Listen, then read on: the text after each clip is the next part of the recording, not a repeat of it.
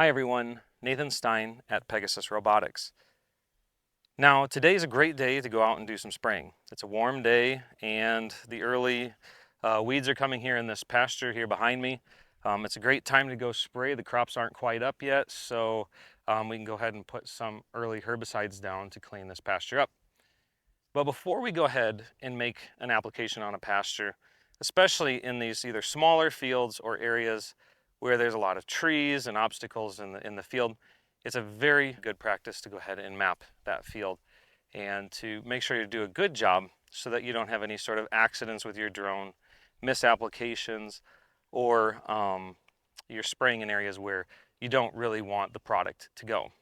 So I'm going to walk you through here a step-by-step tutorial on how to use the XAG1 app, how to go ahead and set up a field, how to mark your obstacles, your boundaries, and your no spray zones, how to load that into your XAG P100 Pro, and then go apply that product to these areas so that there's no sorts of accidents or issues and that you have a flawless and perfect application. Okay, so to get started, let's cover some of the equipment we might use when mapping a field. In front of me here, I have the P100 Pro. This is the spray drone that we're going to use for this field, but it's also something you can use for mapping. I have the XRTK mobile base station right here. We would use this if we didn't have internet or we're in a very rural area that maybe doesn't have a Coors network. I have the ARC3 Pro remote right here. This has an RTK antenna in it and can be used to map the field boundaries along with the Android device attached to it here with the XAG1 app in it. And yet another tool that people may use to map their fields is the XAG Realterra module. This has a 20 megapixel camera in it. This is one for a V40. It just snaps in behind the battery box, but you can use it to go fly your fields, and then it will create a map in real time and send it to the app, and then you can draw your boundaries on the app. Last but not least, consumer grade products or professional grade products like this DJI Mavic 3 multispectral is a great tool to be used in the field. You can use either the multispectral cameras or the RGB, and you want to make sure you have the RTK antenna in it so that you can fly the field with accuracy and map those photos so that you can create RTK boundaries using Pix4D fields. We would process that either on our desktop in the field, in the office. You could do it before or waiting or before you go out and actually do the application. But that's a tool that you can use as well in this process. So now we're going to go ahead and walk through each mode and using some of these tools in the field. Now to create a new field, I'm going to click plus and I can click new field or multi-field, which is several fields in one. I'm going to click the new one. And I just want to spray this area right here is what we're going to go ahead and go after. And I'm going to use the satellite imagery to show you what this looks like to start with. And remember that satellite imagery can be off as much as 3 meters in any direction. So when you're mapping, you want to kind of be sure that you map very, very conservatively.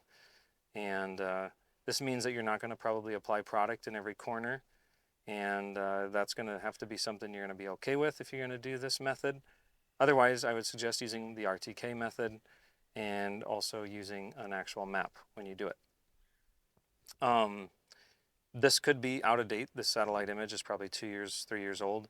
So keep that also in mind as we're looking at the trees, which may be much larger than they are in reality. In order to create a point, you make sure to you can use your finger, you can use the drone, or you can use the remote controller. I'm going to use my finger in this example, and I'm doing a field boundary. I'm going to go ahead and start clicking as I go around the field, and we're going to go ahead and draw this boundary.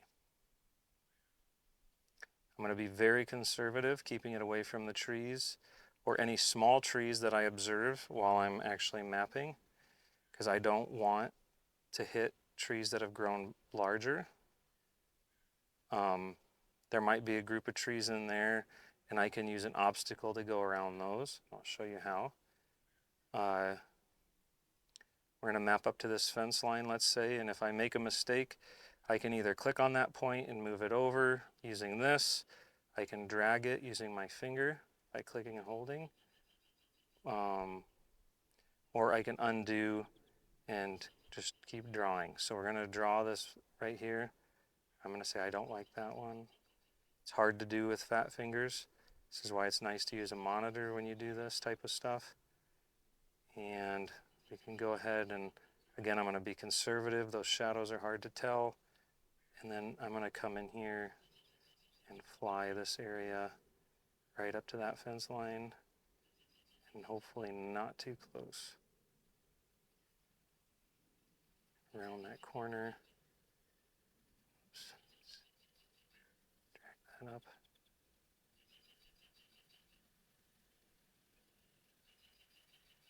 And we're going to go around this tree. Like I said, I'm being pretty conservative.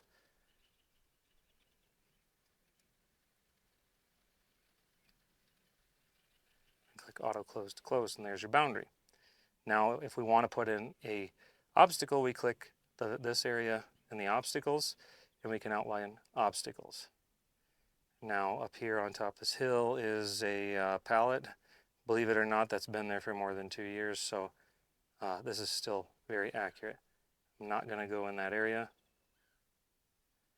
And there's some trees over here I kind of want to keep an eye out for. I'm hoping that I'm close enough. And then you can do no spray zones if you want to do. This just means the nozzles, it'll actually fly over these areas, but it won't apply. So we're just going to do this little ravine here for an example to show what that looks like. Okay. Now you just save your map, and you can see this is a very coarse map, but I have drawn it, and I'm going to name this hand drawn, so we can compare it later, and you can see what my map looks like. Now we're going to go ahead and use a different method. Okay, you can see my position here on the screen again. We're going to go ahead and use the Arc 3 Pro remote to draw the boundaries now in this example. And so in order to do this, I'm going to have to connect it to an RTK to get RTK position. In order to do that, I'm going to go to Me. I'm going to click on the device, and I'm going to click on my remote. Underneath there's an RTK reference or positioning mode. I can choose here, this is where you would choose GPS, VRTK, or RTK.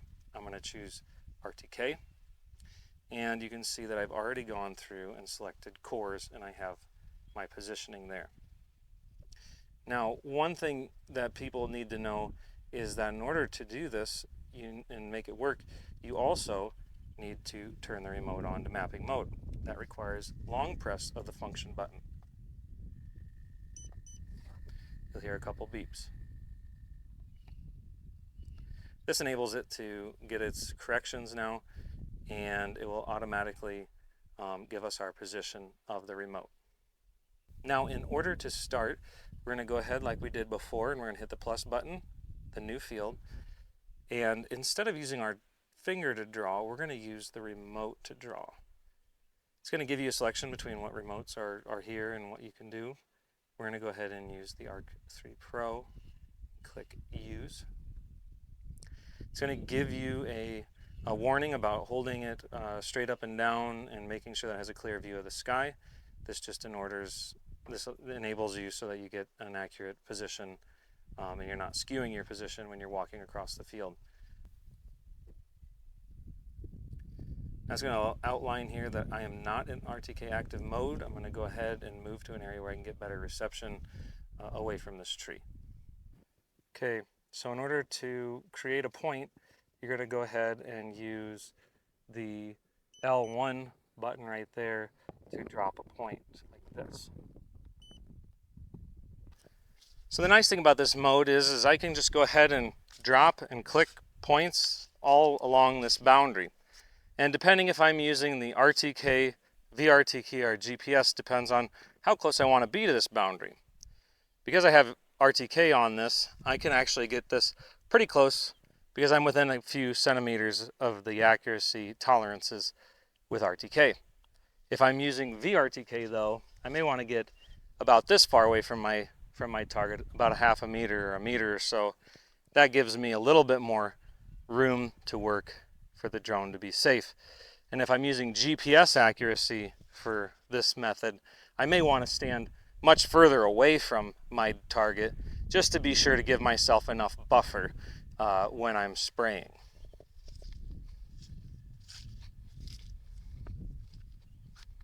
So I'm going along here now on this side of the boundary, and you're going to go ahead and see that I have a large oak tree right here on this edge. Now, some people might think that mapping a field boundary means walking along the edge of that fence line down there. And that would be probably an accurate description of a field boundary. However, if you're going to map that field boundary, if your drone comes in and sprays here at 12 feet, it's going to get into this tree and you're not going to have a very safe situation there. So in order to do that properly, you can either create a obstacle around this tree and then the field boundary that goes along there, or you can simply just map around this tree as if it's a field boundary, and then the drone won't go into this space. So I'm going to go ahead and make my field boundary go around this tree, which actually stops right here. And then I'm going to walk back here and do the same.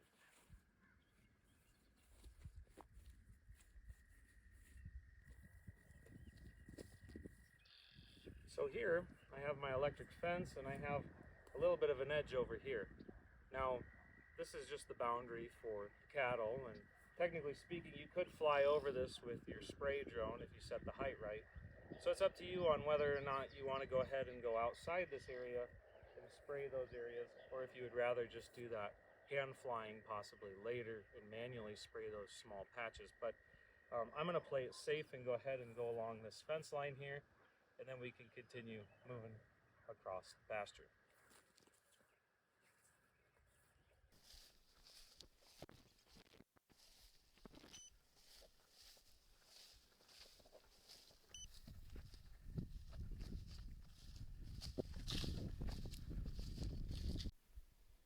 Okay, so I've got my boundary closed, and now I'm going to go ahead and create a no spray zone. So I'm going to go here, and I can use my RTK here to go ahead and walk around this area.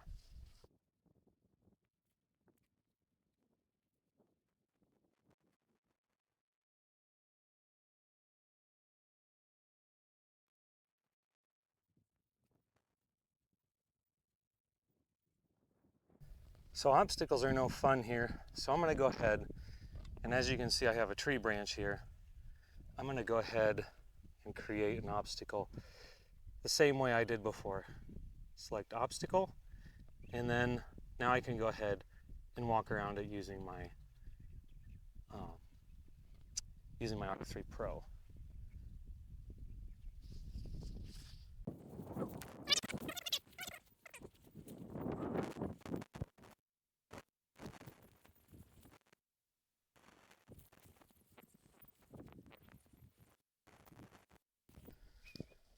So like I said before, these have been here for quite a few years. They show up on the satellite map, but I'm going to go ahead and walk around them and mark them as an obstacle.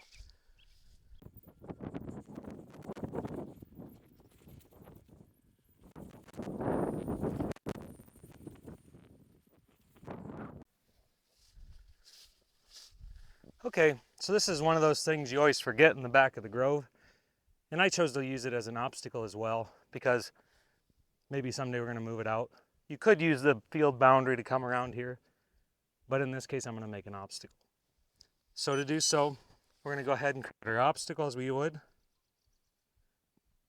Use our remote, head, and mark.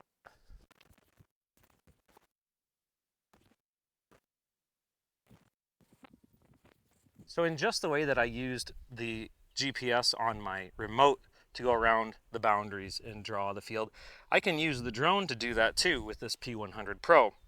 I have an FPV camera right here that shows me what I'm seeing in front of the drone, and I have another one underneath that shoots straight down and it has a target on it, and then with the position of the GPS receivers, I can figure out exactly where that point's at. So we can fly right along these trees at a safe height and then go around the boundaries of this field and mark out our boundaries, our obstacles, and our no spray zones. We're going to go to our screen here. We're going to hit plus. We're going to click new field like we did before, but instead of clicking on the remote or using the hand, we're going to go ahead and use the aircraft. Now we've got this here, it's on RTK and it's ready to go. We click use, and we could go ahead and, didn't quite click that. You can see the screen here that's looking down. I can also hit this R1 button and you can see in front of the aircraft, and you can switch it back down below. Now we're ready to go ahead and fly our mission. So in order to manually fly, you're going to go ahead and push the control sticks in and then down, and then that'll start the motors, and then you can push up to get taking off.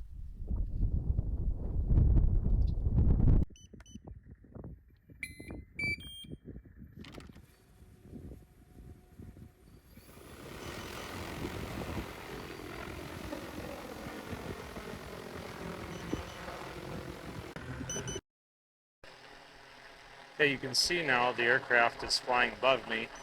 And we could go ahead and see the aircraft up above, flying here. We're going to go ahead and we're going to fly along these trees and map this. Remember, you got to stay above the trees.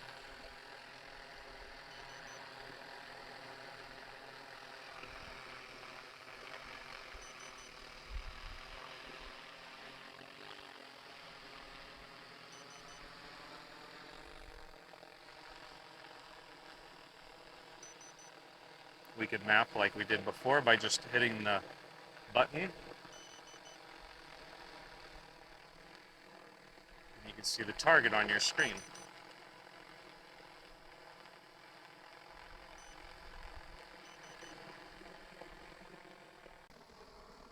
I do want to caution you to be sure that you don't get too close to these trees and pay too much attention to your remote. Make sure that you're high enough so that you're not going to get in danger of your vehicle when you're trying to map those obstacles.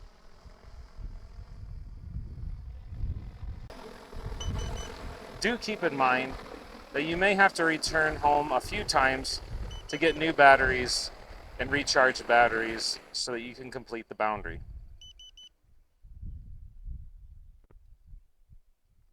In the earlier method, we used satellite imagery to then go ahead and use as a base map behind and then tap on the screen where we wanted our boundaries and obstacles to go. We noted though at the time that satellite imagery is not that accurate, and it can shift north, south, east, or west, give or take 3 meters in any direction sometimes.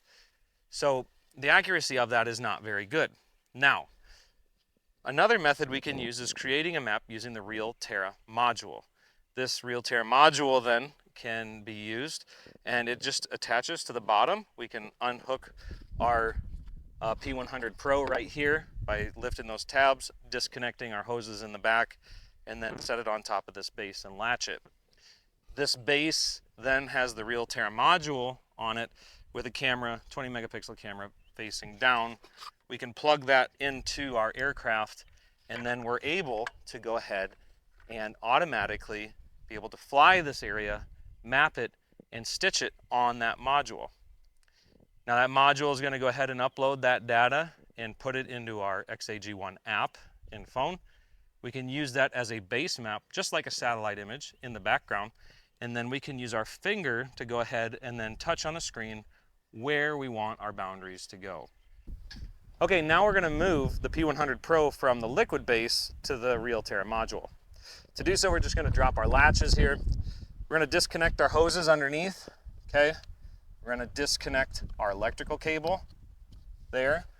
And what we're going to do is we're going to gently rock the aircraft back. Be careful of the propellers. And I want you to connect, or to hook these tubes underneath so that they don't get in the way of our mapping camera. We're going to carefully rock forward, walk over here, and set this on top of the base. We can then use our latches our cable and then secure that on a plastic clip that's underneath there so that it doesn't get in front of the lens of the camera. Now we're ready to go ahead and set up our mapping mission. Open the app here and you can see on XAG1 that it automatically says start aerial survey because it's connected to the base, the Realterra base. I have RTK, so I'm ready to go. I'm going to click start survey, new HD map. It's going to tell you to fly a little bit past your boundaries. That makes a little bit of sense because we need to have that geolocation accuracy and we want to be able to see past our boundaries. And we're just going to select where we're going to fly. I'm going to fly here, here, I'm going to fly down to here, all the way past the area that I'm planning to fly, and then I can adjust these and auto close. So there's my boundary that I'm going to go ahead and fly around our pasture here, and I'm going to make a map of that. All I have to do is click next.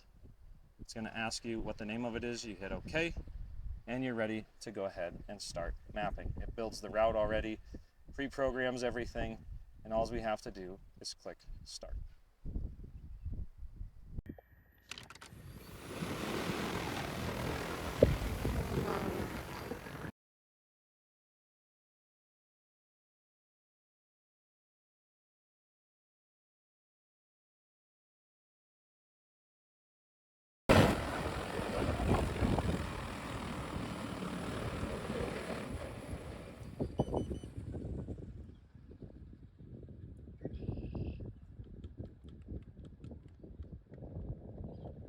So the drone just landed and the map says that it's still processing the HD map. It's about 60% and it's been sitting here for just a little bit. But I just leave the power on to the drone while that map is still processing. And eventually that map's going to show up on my screen here so we can go ahead and draw our boundaries.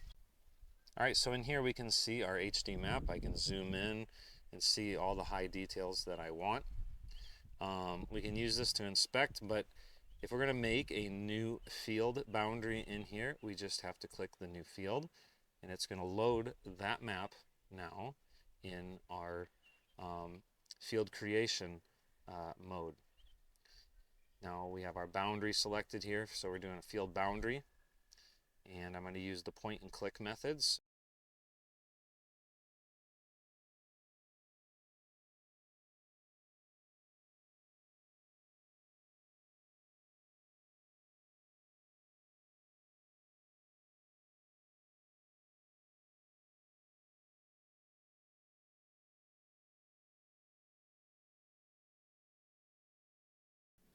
Now we're going to go ahead and we're going to outline our obstacles.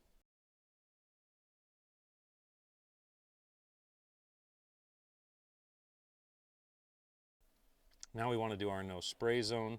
We're going to go ahead and click non-spray. The last thing you have to do is go ahead and save this field. So we're going to go ahead and click save. We're going to give it a name. We're going to give it a name, Realterra. Complete.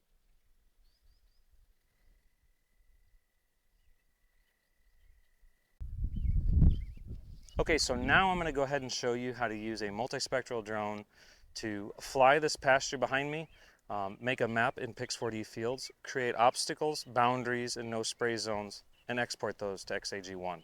All right, so I've already got my map 3 multispectral ready to go to map this field, and I've loaded my mission up on my remote. I just simply created a route. I've gone through and I've named it. I've gone and I said I'm going to put 70% overlap and 80% frontal overlap. I'm flying at 395 feet, and I'm just going to basically fly just the pasture area. There's a field in the middle that I can't avoid, but I'm going to go ahead and map that anyways. I've set the RTK on for the DigiFarm so that we're using the same RTK correction source. So we're ready to go ahead and take off and fly this mission.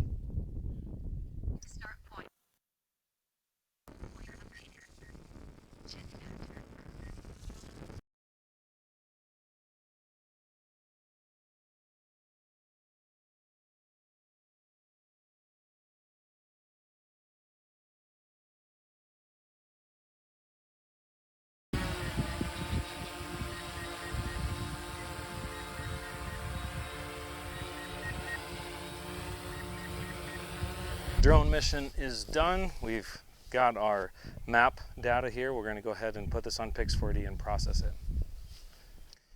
So I've taken the card out of my drone, I've put it in my computer, and I've loaded Pix4D fields.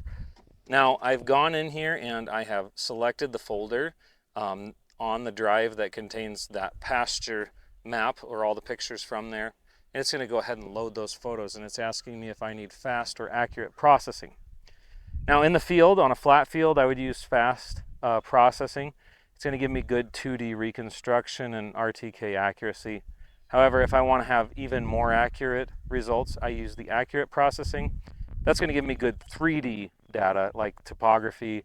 It's going to show these hills, the trees, even small little trees will show up in there, and that'll help in my mapping process.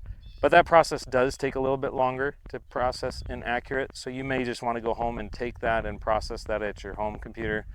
And that's one reason why a lot of people go ahead and map ahead of schedule before they even start the application season, because they don't want to take the time in the field to do this on a nice day like this. So you can either map ahead and have your maps ready.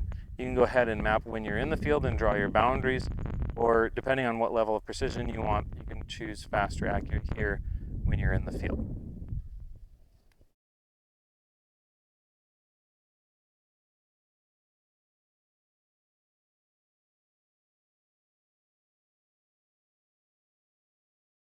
Now done, you can go ahead and see the whole entire pasture that got done and mapped, not just this small section. And it didn't take very long to process at all. And we can go ahead and start our boundary creation by going to Boundaries and Obstacles. Click on Draw Boundary, and we can go ahead and start.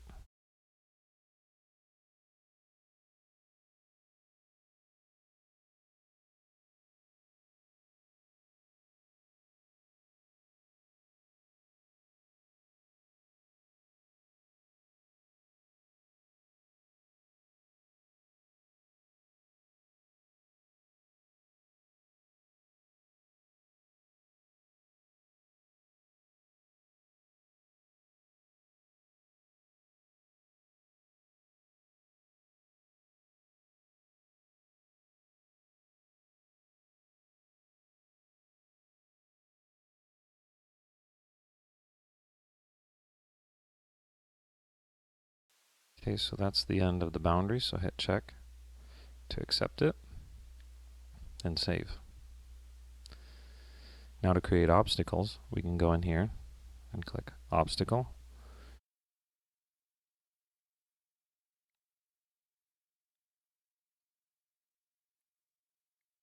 Okay, now with our obstacles and our boundary done, we can go ahead and add no spray zones by adding another boundary and clicking in here.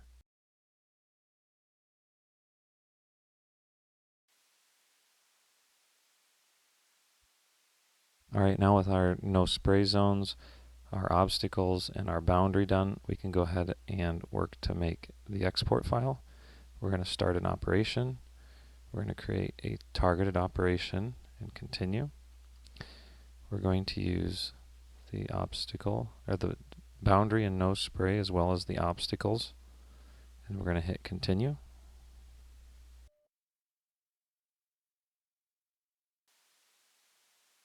Now we can see our field.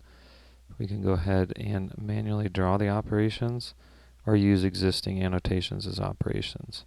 I'm going to go ahead and use existing. We're going to hit continue. We're going to use a prescription unit. Then we're going to use the orthomosaic.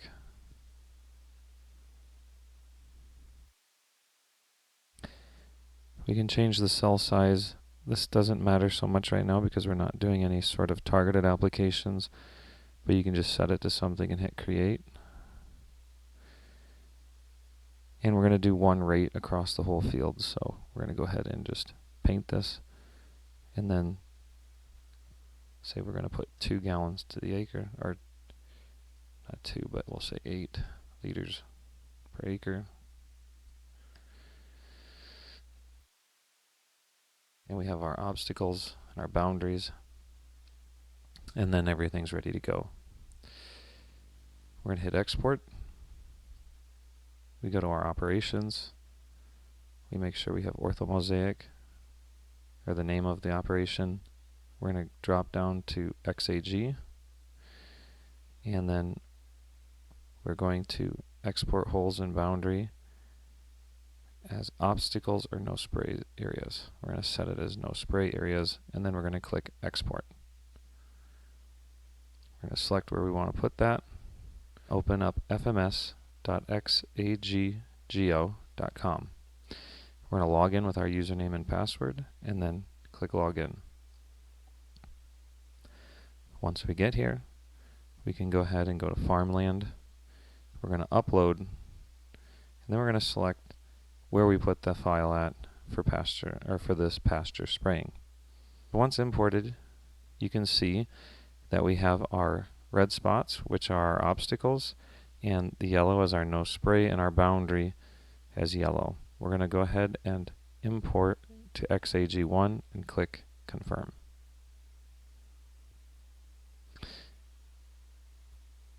So as you can see now, in our map, we've been able to bring in our obstacles in the red, our no spray zones in this area right here, and our boundary on the outside edge. And this concludes how to process in Pix4D fields, create the boundaries, obstacles, and no spray zones, and then export it to the XAG1 app. In the previous segments, we've talked about how to, fly the field and capture all the boundaries, whether it's through walking, touching on our screen using satellite imagery, whether it's using the remote to walk the boundaries with RTK or VRTK, or even GPS. We talked about the accuracy differences and how to map all these different boundaries. But now that we have a boundary, we're ready to go ahead and execute a spray mission. Behind me here, I have the P100 Pro. I've loaded the tank full of product and water. I've also put in brand new batteries here in the saddle. I've turned on the aircraft to get its RTK position. I've deployed my spray arms and done my pre-flight inspections.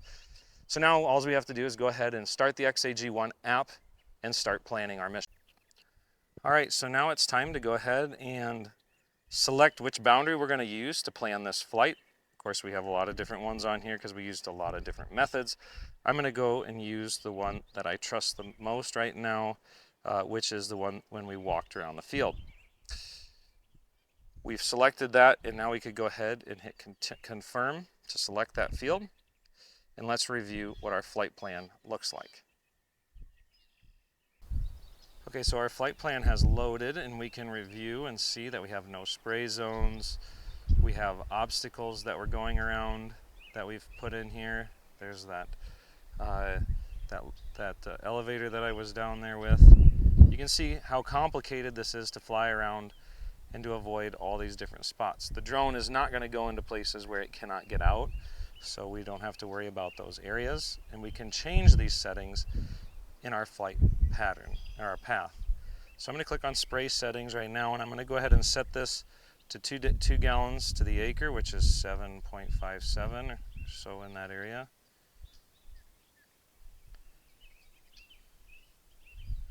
We're going to go ahead and leave our droplet size at about 200.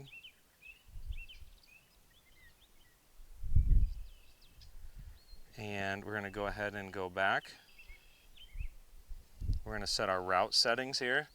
So our route settings are, we're going to fly at 3.3 meters. Let's go to 3.6 meters roughly. And our flight speed, we want to go a little bit slower in the pasture area. So I'm going to say going 9 meters a second is probably fair. That gives us a little bit of time with our obstacle avoidance. If we're flying full speed, that's kind of dangerous. But if you trust your boundaries really well and you think everything's perfect, by all means, you should be able to use the faster flight speeds.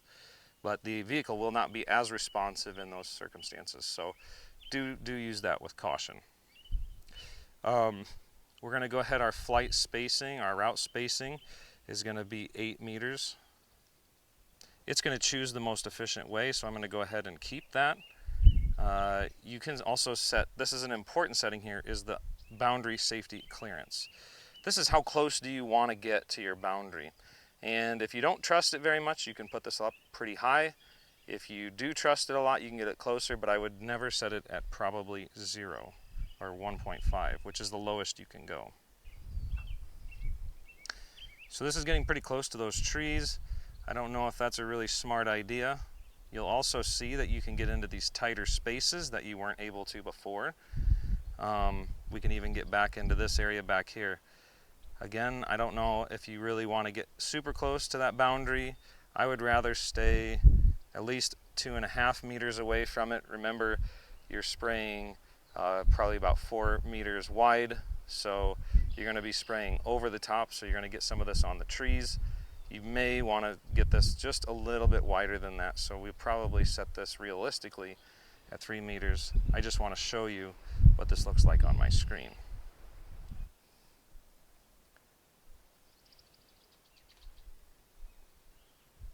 So now we can review the flight, make sure it looks like it makes sense, double check that we're not getting into a place where we don't want to be. Notice that we're flying over a no spray zone, but it will turn off the application during that time. Notice that the red obstacle, it won't go in or near it. And there's another one down here. Advanced settings, we can go ahead and set boundary mode if we want to, so we can go all the way around this boundary once and then come out. Or we could spray everything in the middle and then spray that boundary last. There's a couple different ways to do that. We can go ahead and say that we're going to use this operational range, and we can click the boundary operation. I can click this, and this will turn on the boundary mode. This enables the boundary to be sprayed at the very end when we're done. And you can see it's going around all of, you're going to select all, so then it goes around all of them.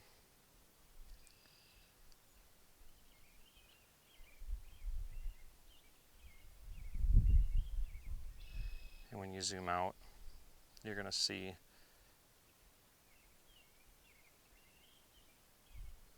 what that boundary looks like.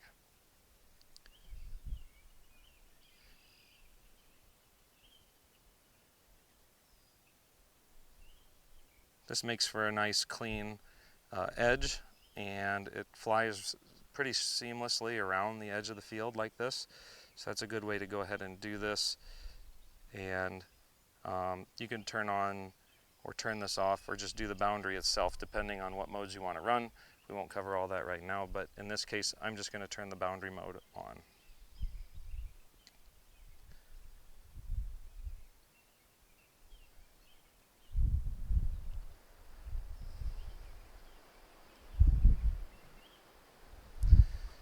One thing to keep in mind here is the approaching route.